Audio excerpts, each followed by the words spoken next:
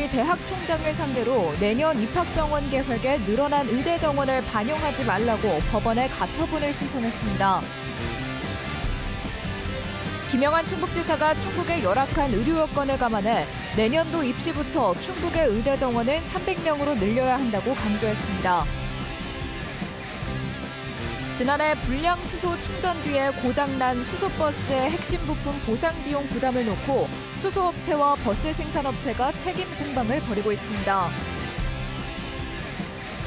미등록 외국인만을 노려 금품을 뜯어낸 일당이 경찰에 붙잡혔습니다. 금품을 주지 않으면 신고하겠다고 협박했는데 피해자들이 신고를 꺼리는 점을 악용했습니다. 네, 시청자 여러분 안녕하십니까? 계속해서 MBC 뉴스투데이 충북입니다. 정부의 의대 정원 조정안에 대해 의료계의 반응이 여전히 싸늘한 가운데 지역 의료계는 의대 증원을 막기 위해 안간힘을 쓰고 있습니다.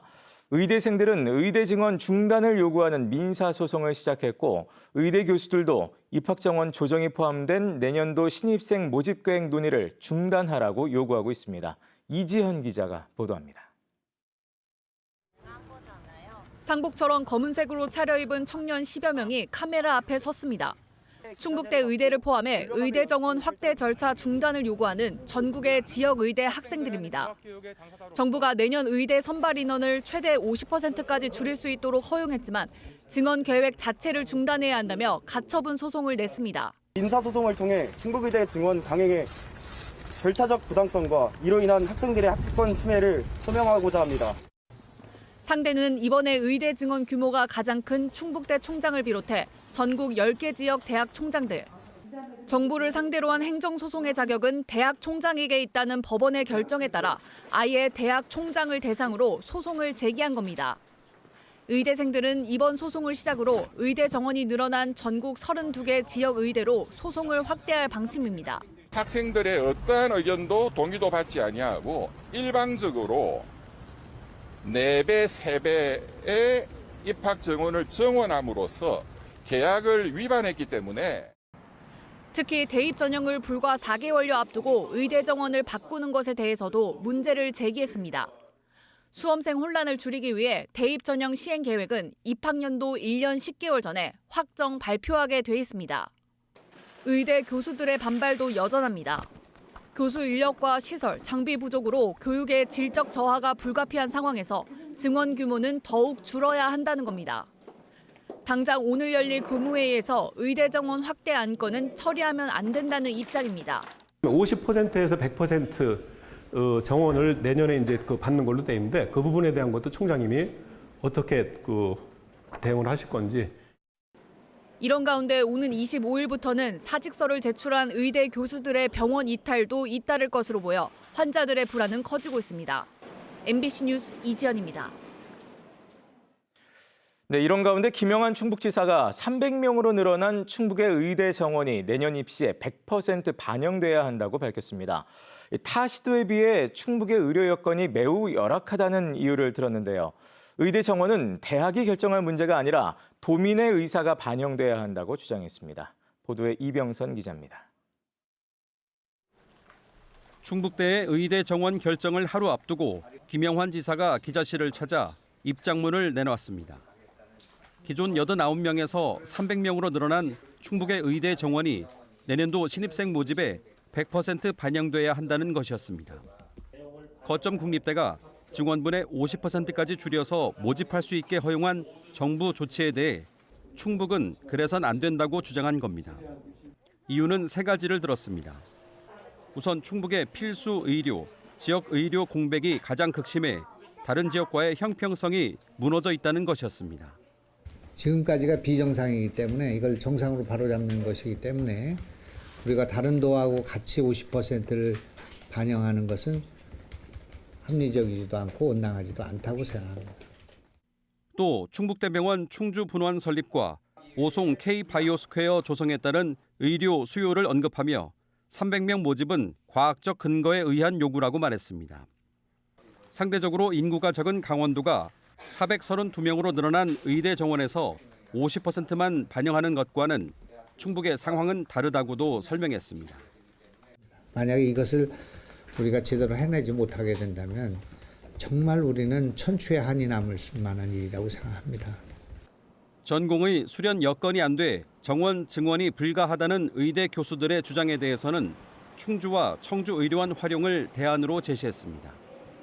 도민의 의사를 반영해 의대 정원을 정해야 한다는 도지사의 주장이 충북대의 최종 결정에 어떤 영향을 미칠지 주목됩니다. MBC 뉴스 이병선입니다. 한편 충북형 K 유학생 제도를 추진 중인 김영한 충북지사가 지난주 우즈베키스탄을 방문해 수백 명의 유학 의향을 확인했다고 밝혔습니다. 김영한 지사는 지난 15일부터 3박 5일 동안 우즈베키스탄 5개 도시에서 진행된 유학 설명회에서 현지 학생 2천여 명이 참석한 가운데 이 중 750여 명이 충북의 유학 의사를 보였다고 설명했습니다. 또 현지에 동행한 중원대와 세명대, 충북보건과학대는 우즈베키스탄 대학 2곳과 K 유학생 관련 업무 협약을 맺었다고 덧붙였습니다. 충청북도는 올해 안에 실질적인 수치로 성과가 나타날 것으로 전망했습니다. 지난해 11월 충주에서는 이른바 불량수소 충전으로 달리던 시내버스가 멈추는 등 피해가 잇따랐습니다. 이후 반년이 지나도록 수소 생산업체와 또 자동차 업체 간의 갈등으로 피해 보상은 끝나지 않고 있습니다. 자세한 내용 이승준 기자가 전해드립니다. 지난해 11월 충주에서 순도가 낮은 불량 수소를 주입한 수소 전기 자동차는 70여 대. 불량수소가 주입된 상태고 제가 끌고 다니다가 고장났을 때 또 안전에 또 문제가 되기 때문에 가족들의 안전을 위해서 차량을 운행할 수 없는 상황입니다. 달리던 시내버스가 멈춰선 경우도 있었습니다. 주공 아파트를 왔는데 경고등이 뜨고 배터리 표시가 떴어요. 그래가지고 운행을 하는데 두진 아파트쯤 오니까는 차가 서가지고 그래서 견인해가지고 차를 회사로 끌고 갔죠. 당시 가스안전공사와 가스기술공사, 자동차 제조사, 수소충전소 운영업체 등은 원인 규명에 들어갔습니다. 그러나 반년 가까이 차량 고장에 대한 보상은 진행 중입니다. 견인 비용과 일부 수리비는 합의했지만 수소버스의 핵심 부품인 고전압 배터리는 서로 책임이 없다는 것입니다. 운행 도중 멈춘 시내버스 2대 가운데 한 대의 고전압 배터리가 망가진 데 대해 수소 생산과 충전을 담당한 업체는 불량 수소가 원인이 아니라는 입장입니다. 수소 다음에 이제 연료 스택이 있고 그다음에 이제 고압 배터리인데 연료 스택에는 문제가 없는데 고압 배터리가 문제가 있다는 거는 고압 배터리 자체적으로 문제가 있는 거라고 생각을 하는 거죠. 저희 제조사나 뭐 이제 배터리 부품에 문제가 있는 거라고 이제 판단하는 거죠. 수소 전기 버스를 생산한 업체 역시 자신들의 책임이 아니라며 보상할 수 없다는 주장입니다. 완전히 방전되는 부분까지는 어쨌든 어쩔 수가 없는데 불량 수소 때문에 완전히 방전이 일어나면 그 셀이 못 살아날 수 있다. 그런데 그걸 가지고 차량 하자를 주장하는 거는 아니다라고 얘기를 하는 거고요. 가스기술공사는 수소 제조업체에 일임했다는 입장이고 관계기관인 충주시는 원인 규명이 나오지 않아 지켜보는 중입니다. 결국 보상을 둘러싼 갈등은 재판으로 이어지고 해결까지는 오랜 시간이 걸릴 전망입니다. 친환경 대중교통이라는 수소 전기버스 확산에도 걸림돌로 우려되고 있습니다. MBC 뉴스 이승준입니다. 미등록 외국인만을 노려 금품을 뜯어낸 일당이 붙잡혔습니다. 금품을 주지 않으면 신고하겠다고 협박을 했는데 피해자들이 신고를 꺼리는 점을 악용했습니다. 이초원 기자의 보도입니다. 대낮의 한 골목가. 외국인 남성이 무언가에 쫓기듯 급하게 뛰어갑니다. 지쳐 쓰러진 남성은 곧바로 일어나 달아나 보지만 승용차에 내린 남성들에게 결국 붙잡히고야 맙니다. 10여일 전 근처 동네에서도 비슷한 추격전이 벌어졌습니다. 상의까지 벗겨진 채 달아나던 외국인 남성이 건장한 남성 3명에게 붙잡히고야 맙니다. 이 남성들은 이곳에서 태국 국적 20대 불법 체류자를 체포했습니다. 알고 보니 이 남성들은 체포 권한이 전혀 없는 일반 시민이었습니다. 지난 2월부터 음성의 주택가와 시장 등 외국인 밀집 지역을 중심으로 미등록 외국인과 이주민들이 집중적으로 피해를 당했습니다. 외국인 등록증을 요구한 뒤 거부하거나 미등록 외국인으로 확인되면 무작정 때리고 감금까지 했습니다. 가짜 탐정 신분증은 물론 가스총을 들이밀며 협박했습니다. 출입국 찾는 순간 그렇게 그냥 나온 것처럼 이렇게 나왔다고 그래서 이제 잡은 것 같다고. 경찰에 확인된 피해자만 12명. 현금은 물론 금팔찌와 반지 등 피해 금액만 1,700만 원이 넘습니다. 경찰은 범죄에 가담한 30대와 20대 남성 등 3명을 공동 감금과 공갈, 폭행 등의 혐의로 구속했고 다른 20대 남성 1명을 불구속 송치했습니다. 외국인 불법 체류자들은 검거가 되게 되면 강제 추방이 되기 때문에 자기들이 범죄 피해를 당해도 신고를 하지 못한다는 점 악용하여 경찰은 추가 범죄 혐의가 있을 것으로 보고 수사를 확대하고 있습니다. MBC 뉴스 이초원입니다. 청주시 의회의 의장단 선출 방식을 후보 등록제로 개선해야 한다는 주장이 제기됐습니다. 청주시 의회 김태순 의원은 어제 5분 자유 발언에서 정당 개입에서 자유롭게 여야 모두의 지지를 받는 인물을 의장으로 뽑아야 한다며 후보 등록제 도입을 촉구했습니다. 또 다수당 내부에서 선출해 본회의에서 추인하는 현재 방식은 다선과 연장자, 다수당 위주로 이뤄져 초등학교 반장 선거만도 못하다고 꼬집었습니다. 청주시 의회는 의장단 선출 방식을 후보 등록제로 변경하는 시의회 회의규칙 일부 개정안을 오는 26일 운영위원회에서 처리합니다.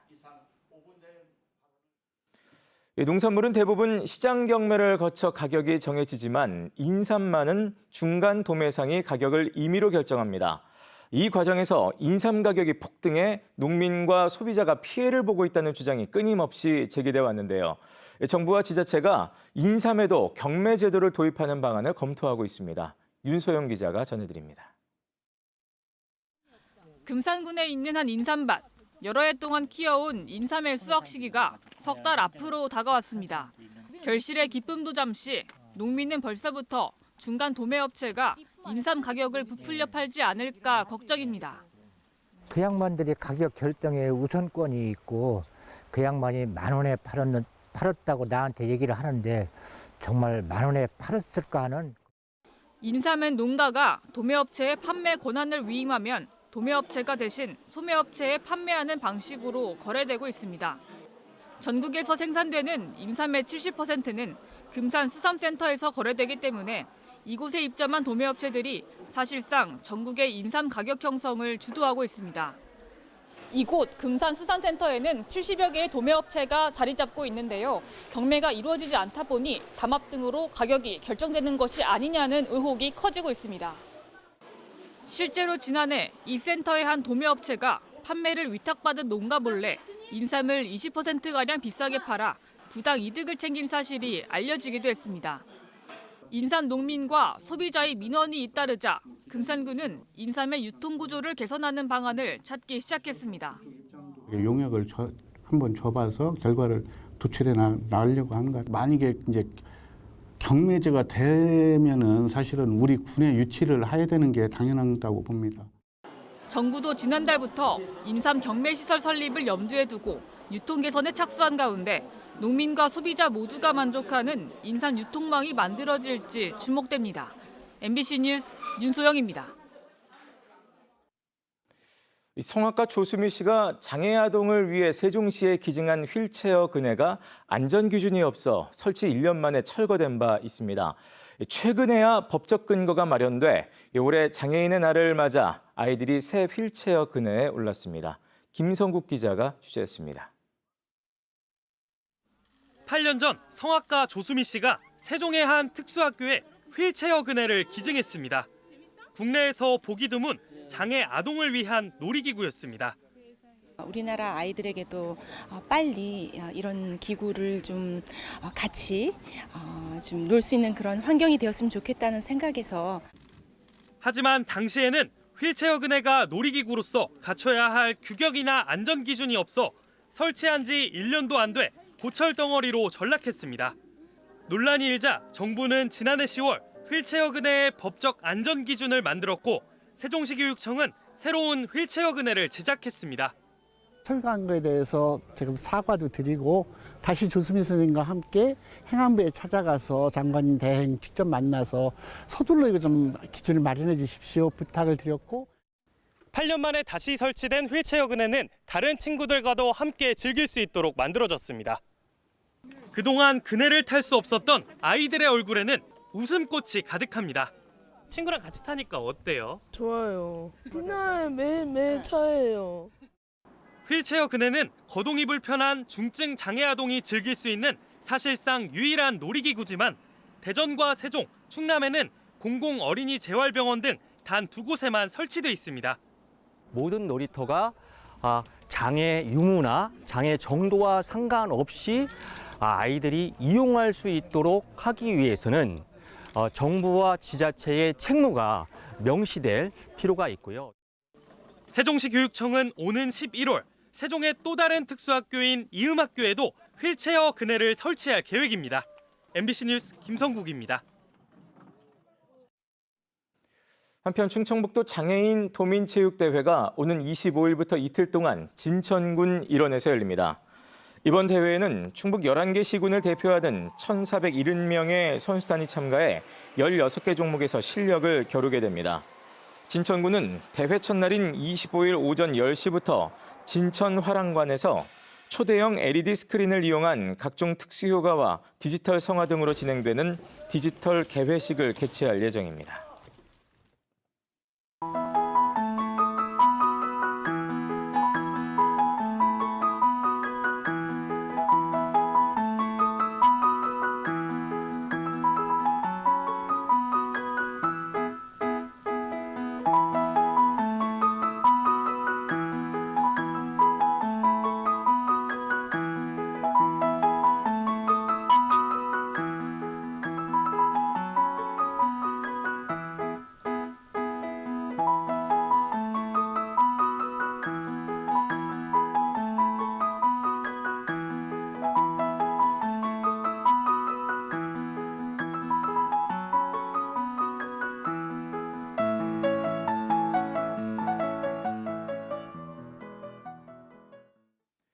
제54주년 지구의 날을 맞아 환경 보존과 탄소 중립의 필요성을 되새기는 기념 행사가 충북에서도 열렸습니다. 탄소 중립 실천에 기여한 도민과 기업체 등 23명이 도지사 표창을 받았고 기후위기 관련 주제 발표와 종합 토론, 사진 전시회 등이 충북도청 일원에서 진행됐습니다. 또 오는 28일까지인 기후 변화 주간을 맞아 25일에는 기후위기를 주제로 한 영화 상영회가 또 27일에는 기후위기를 즐기면서 배우는 지구 한마당 행사가 청주 청소년광장에서 열립니다. 공군 17 전투비행단이 내일과 모레 이틀 동안 야간 비행훈련을 실시합니다. 비행시간은 일몰 후 2시간 30분 이내로 내일은 헬기 훈련이 또 25일에는 헬기와 전투기 훈련이 예정돼 있습니다. 다만 날씨나 작전 상황에 따라 일자와 시간은 변경될 수 있습니다. 공군은 소음 발생으로 주민들에게 불편을 드려 죄송스럽다며 이해를 당부했습니다.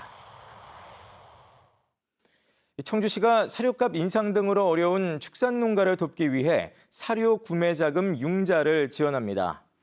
지원 대상은 축산업 등록 허가제에 참여 중인 축산농가나 법인으로 연금리 1.8%의 2년 거치 일시 상환 조건으로 청주시는 114억 원을 융자 지원할 계획입니다. 최대 지원 한도는 한우와 젖소가 마리당 260만 원, 낙농 35만 원, 돼지 30만 원, 양계 13,000원 등입니다. 지원 대상으로 결정된 농가는 오는 6월 24일까지 농축협 등 지정된 대출 실행 기관에 방문해 신청하면 됩니다. 음성군이 음성시장 일대를 품바 국수거리로 지정하고 특성화 먹을거리로 육성하기로 했습니다. 음성군은 품바 국수거리를 지역 향토 음식으로 발전시키기 위해 1억여 원을 들여 홍보 조형물을 설치하고 식당 위치를 알리는 안내판과 업소별 돌출형 현판을 마련했습니다. 또 지난달부터 음성시장 일대 음식점 13곳을 품바 국수거리 업소로 지정하고 시설 개선과 참여 업주를 대상으로 친절과 위생 교육을 시행했습니다. 대표적인 식용곤충으로 꼽히는 갈색 거저리 애벌레 일명 고소해의 개량종이 충북에서 개발됐습니다. 충북농업기술원 곤충연구소가 개발한 개통명 TMDY는 일반 고소해 대비 증체량이 8.8%, 번데기 크기는 11.1%, 성충의 길이도 7.7% 증가해 같은 기간 더 많은 양을 수확할 수 있습니다. 곤충연구소는 충북뿐 아니라 전국의 곤충 사육농가에 종자를 보급할 계획입니다.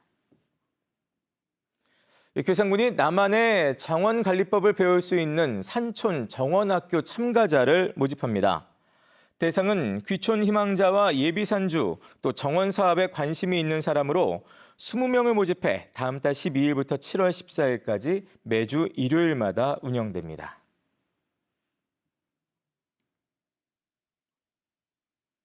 네, MBC 뉴스투데이 충북이었습니다. 고맙습니다.